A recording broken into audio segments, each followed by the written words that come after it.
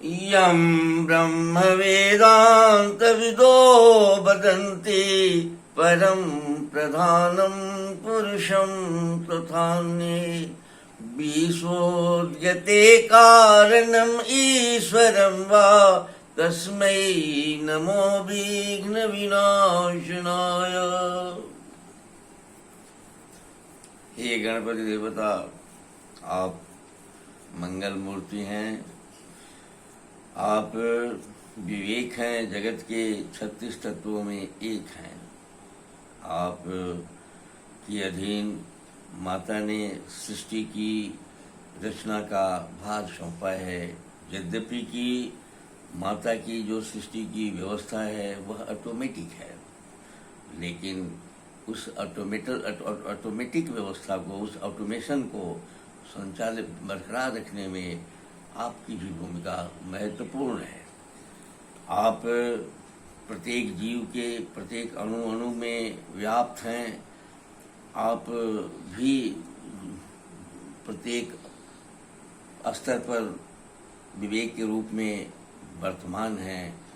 माता का पूरा बॉडी ही विवेक में भी विवेक के रूप में आप वर्तमान हैं। पूरी व्यवस्था में आपकी उपस्थिति है, तभी सृष्टि की स्थिति बरकरार रहती है। अगर आपकी उपस्थिति न रहे तो अनुशासित नहीं रहेगा और माता तत्व की स्थिति अच्छी नहीं रहेगी। लेकिन माता की जो सृष्टि के निर्माण की कला है वो ऑटोमेटिक है। उसमें माता काल के आधार पर अपने को जीव के रूप में रखती है। कहीं 1 सेकंड का आत्मा बनती है और 1 सेकंड की सारी जीवन साइकिल, लाइफ साइकिल बना देती है। कहीं 1 बरस की बनाती है, कहीं 100 बरस की बनाती है, कहीं ये इस तरह से बनती है। वैसी स्थिति में आप सब जगह वर्तमान रहते हैं, इसलिए आपकी भूमिका का कोई जवाब नहीं है। मनुष्य को आप सबसे नज़दीक और अनुभूत देवता है। यद्यपि कि माता भी अपने को अनुभूति कराने के लिए कई काली तारा, इन सारी देवियों के रूप में या साक्षात अपनी माँ के रूप में हमारे सामने प्रस्तुत है। माँ का सकल सूरत में आप जो जगत की माता प्रत्यक्ष रूप से अपने प्रतिनिधित्व के साथ वर्तमान रहती है।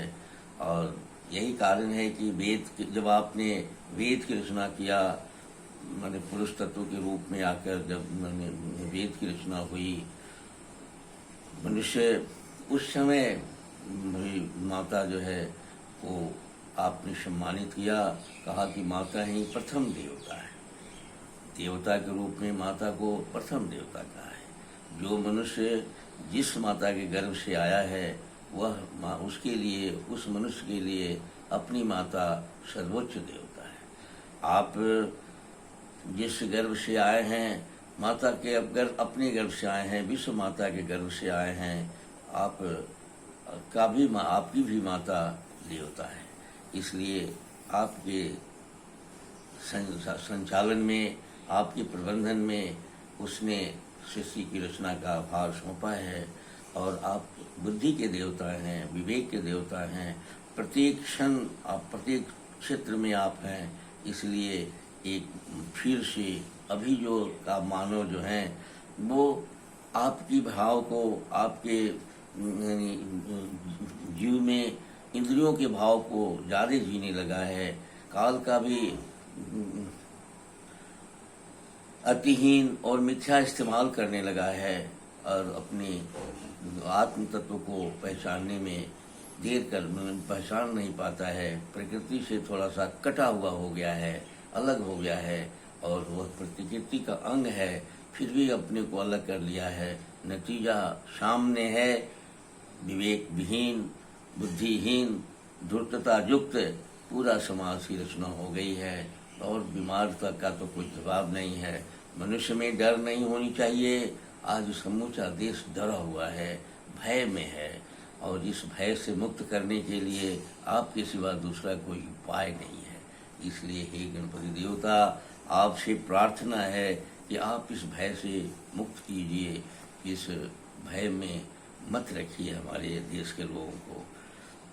इसके लिए मैं आपसे प्रार्थना करता हूँ। यद्यपि कि माता और आप प्रत्येक जीव में वर्तमान हैं, और प्रत्येक जीव में वर्तमान होने के बाद भी अगर माता और आपकी इच्छा अगर परिष्कार का वह शैली अख्तियार नहीं करता कि सृष्टि की रचना में आगे बढ़ना है और सेवा, त्याग, प्रेम, करुणा, स्वतंत्रता को बहुत महत्व नहीं देनी है, तो अगर ऐसा आपके में नहीं होता तो शायद ये स्थितियाँ नहीं बनती।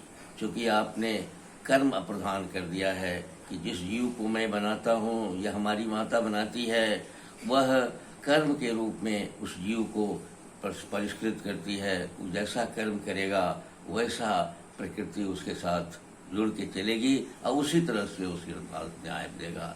तो वो छांट दिया जाता है, मनुष्य भी उसमें छट के छांट दिया जाता है, जन्म लेता है। कर्म में अगर भूल होती है तो आगे उसका भूल का परिणाम भी भुगतता है। ऐसी परिस्थिति में कर्म प्रधान होने के चलते भले ही आप माने ये बात कह सकते हैं या भाव बना सकते हैं कि मनुष्य गलती किया है, परिष्कार मनुष्य को दंडित करके ही परिष्कृत की जाएगी। लेकिन मेरा प्रार्थना है कि अब थोड़ा सा परिष्कृत करके और रहना चाहिए। जब आप उसमें हमारे पूर्वज के रूप में आप वर्तमान हैं जब, तो हमको थोड़ा सा मदद चाहिए आपकी। मनुष्य को मदद चाहिए, मनुष्य में चेतनता आप थोड़ा सा दीजिए, बुद्धि विवेक का संचार कीजिए, जिससे कि सब लोग अपने ईश्वरत्व का बोध, अपने मातृत्व का बोध सब में आ जाए। मैं श्याम बिहारी तिवारी आयुर्वेद और वेद का उपासक हूँ। इस कार्यक्रम के माध्यम से मैं आयुर्वेद का संदेश, आयुर्वेद की जीवन कला को आप की तरफ आपका ध्यान आकर्षित करना चाहता हूँ। इसी के लिए मैं इस कार्यक्रम को करता हूँ। ज्ञान विज्ञान के मामले में जब मैं बातें करता हूँ तो मुझे खुद ही पता चलता है कि बहुत सारी वो पूरी की पूरी गलतियाँ भी होती रहती है। कुछ कहना है माने पूरे के पूरी अभिव्यक्ति नहीं की जा सकती। जो बड़े बड़े कवि साहित्यकार भी इस विषय को नहीं माने बोल सके। नीति कहा कि इस पर बात नहीं की जा सकती। शब्दों में सारे भाव को बांधे नहीं जा सकते, लेकिन मैं अपने अटपटा वाणी से उसको बांधने की कोशिश करता हूँ।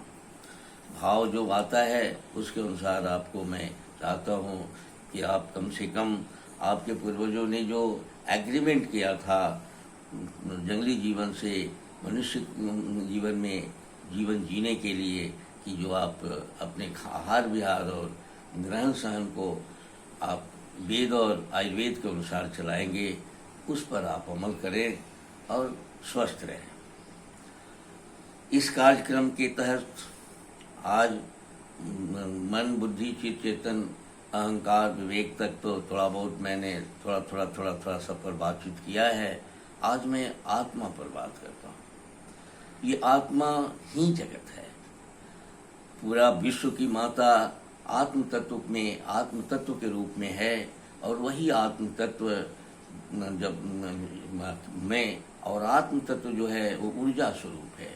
ऊर्जाओं का संगठित रूप पृथ्वी, जल, अग्नि, वायु, आकाश है, और अग्नि ऊर्जाओं का संगठित स्वरूप अक्षर है, शब्द है, आकाश है, ध्वनि है, प्रकाश है। इन सारे तत्वों से मिलकर पेड़ पौधे हैं हमारे धरती पर, और पेड़ पौधों और सारे प्रकृति पदार्थों के प्रतिनिधि तत्वों से जीव का निर्माण होता है। पेड़ पौधों में जीव को छिपा के रखा गया है। माता और पिता बनकर सुप्रीम माता भोजन के आधार पर पेड़ पौधों से मनुष्य को निकालती है, अपने गर्भ में मनुष्य पुरुष को के वीर्य में आती है और एक मैथुनी चक्र की सृष्टि शैली से रूप परिवर्तन वाली एक सृष्टि चक्र चलाती है, पर वंश का विस्तार करती है, जीव का विस्तार करती है। इस जीव को 9 तत्वों से बना हुआ है, प्रत्येक जीव 9 तत्वों से बना हुआ है। सब में तन है, सब में इंद्रियां हैं, सब में मन है, सब में बुद्धि है, चित्त है, चेतन है, अहंकार है, विवेक है और आत्मा है। लेकिन मनुष्य इस प्रकृति की बहुत सुप्रीम प्राणी है। इसी में ही वो क्षमता है इसकी वह ब्रह्मांड तक अपने को प्रवेश कर सके, ईश्वरत्व तक का बोध आ जाए और ईश्वर तत्व में प्रवेश कर जाए। क्योंकि आप थोड़ा सा अगर ध्यान देंगे तो देखेंगे कि हमारे माता जब देवता तत्व से युक्त पुरुष के रूप में आई बनाई तो राम कृष्ण इत्यादि बहुत बड़े देवताओं का एक कतार खड़ा हो गया, 33 कोटि देवता हो गए, सारी व्यवस्था हो गए, परिष्कार से सारे देवता हो गए। ऐसी स्थिति में मनुष्य के रूप में हम लोग हैं और मनुष्य के भीतर जो है जो मनुष्य का जो तन है वो सूक्ष्म ब्रह्मांड का निवास है और प्रत्येक तन में इंद्रियां, मन, बुद्धि, चित्त, चेतन, अहंकार और विवेक है। विवेक से के ऊपर आत्मा है। यह आत्म तत्व जो है वो ऊर्जा स्वरूप है। माता का बॉडी जो है ऊर्जा स्वरूप है और हम लोग ठोस अपने को जरूर देखते हैं, लेकिन हम लोग भी ऊर्जा स्वरूप है। जब हमारी आत्मा, हमारे भीतर सोल है, हमारे भीतर आत्मा है और उस आत्मा की सेवा के लिए माता ने तन बनाकर उसमें विवेक और विवेक, अहंकार, चित्त, चेतन को, बुद्धि को, मन को, इंद्रियों को शामिल की है और आत्मा की सेवा के लिए शामिल की है। और हमारे भीतर ही ईश्वर के तत्व के रूप में सेवा, त्याग, प्रेम, करुणा, स्वतंत्रता के बोध के अनुसार ईश्वर तत्व है। काम, क्रोध, लोभ, मोह, मद के अनुसार ये हमारे तत्व में जीव तत्व का रूप है। हम ये काम, क्रोध, लोभ, मोह, मद, मत्सर से हम सृष्टि का विस्तार करते हैं और माया का विस्तार करते हैं। सेवा, त्याग, प्रेम, करुणा, स्वतंत्रता, निर्भयता के जब भाव में रहते हैं तो हम ईश्वर तत्व के साथ जुड़ के रहते हैं। आत्मा हमारा जो है आज के डेट में हम आत्म तत्व से अपना नाता तोड़ लिए हैं, जबकि हमारे आयुर्वेद का कहना है कि हम 2 तरीका से ऊर्जा का ग्रहण करते हैं।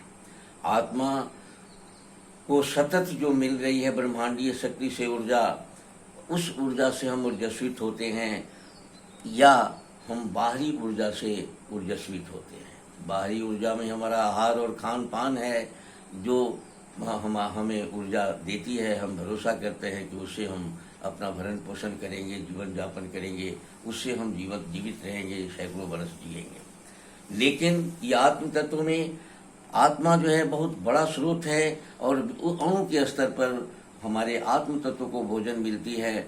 उसके बाद विवेक इत्यादि सब को अणु के स्तर पर उससे जो भोजन मिलती है तो वो बहुत बड़ी शक्तिशाली ऊर्जा का स्रोत है। उस भोजन की कड़ी में हम आज के डेट में आज का मनुष्य नहीं है।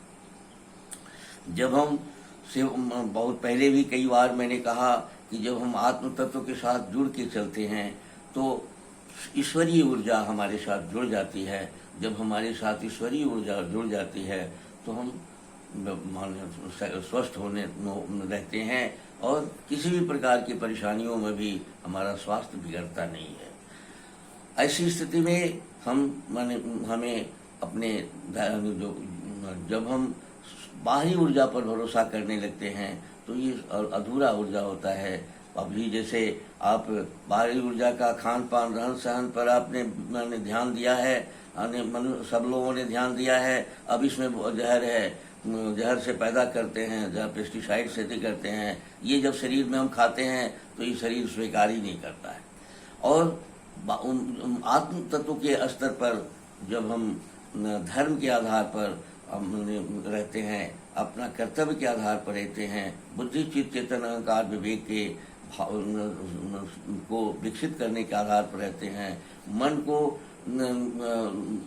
धृति क्षमा दम अस्तेय शौच इंद्रिय निग्रह की या कोई गुण की कला के साथ रहते हैं, तो ईश्वरीय तत्व के द्वारा, माता के द्वारा जो आत्म तत्व से जो भोजन मिलती है उससे हमारा भोजन मिलने लगता है। हम बिना दवा का, बिना भोजन का भी हम रहने वाली हमारी व्यवस्था है। अगर हम मानिए, हम बहुत सारे लोग सैकड़ों वर्षों तक, लाखों वर्षों तक भी बातों में, साहित्यों में मिलता है कि लोग समाधि में रहे और सारी बात रहे। भोजन का बहुत महत्वपूर्ण है। जो ईश्वरीय ऊर्जा से जब हम जुड़ जाएंगे तो हमारी सारी रोग इत्यादि बीत जाएगी। और जुड़ने के लिए बहुत कुछ करने की जरूरत नहीं है। जोड़ने के लिए थोड़ा सा भाव बदल देनी है, सेवा के भाव में रहना है। जगत की सेवा मत करिए, अपने शरीर की, अपने तन की सेवा में लग जाइए। अपने इंद्रियों को देखने की आदत में लग जाइए। अपने इंद्रियों से ऊपर, इंद्रियों का जो विषय है उसको अपने नियंत्रण में, अपने ढंग से चलाइए, उसको गुणवान बनाइए, उसको बुद्धि में, माने मन के अधीन, मन को अपना आदेश देने की क्षमता दीजिए। बुद्धि में आइए, बुद्धि को थोड़ा सा धूर्तता से परे सेवा त्याग प्रेम के कसौटी पर रख के चलिए। और चित्त में वही धारण के लिए जो ब्रह्मांडीय जगत में हम सब एक हैं, वसुधैव कुटुंबकम के भाव बना के आगे चलिए, बढ़िए। और जब आप चेतन में चले जाते हैं तो चेतन प्राण शक्ति है हमारी, पूरी अणु से लेके परमाणु तक हमारे भीतर है। हम अणु से ही बनते हैं, सारा जगत अणु से बनता है। अब ईश्वरीय ऊर्जा हमारे भीतर आने लगती है और फिर हमारा सारा कुछ संभाल देती है, सुधार देती है और हम स्वस्थ हो जाते हैं। हम यहाँ तक लेके ब्रह्मांडीय शक्ति को भी प्राप्त कर लेते हैं, कई तरह की सिद्धियाँ भी हम प्राप्त कर सकते हैं। ऐसी स्थिति में हमें माने इन अंतर ऊर्जा को, भीतर के माने ऊर्जा को, आत्म तत्व की ऊर्जा, आत्मा से जो मिलने वाली ऊर्जा को स्वीकार करने की कोशिश करनी चाहिए और उसका साधना करनी चाहिए। अंतरात्मा को केवल हमको रहना चाहिए, उसकी ऊर्जा के स्रोत से जुड़ के रहना चाहिए। इसी के साथ आज का यह कार्यक्रम आपको मैं समर्पित करता हूँ। धन्यवाद।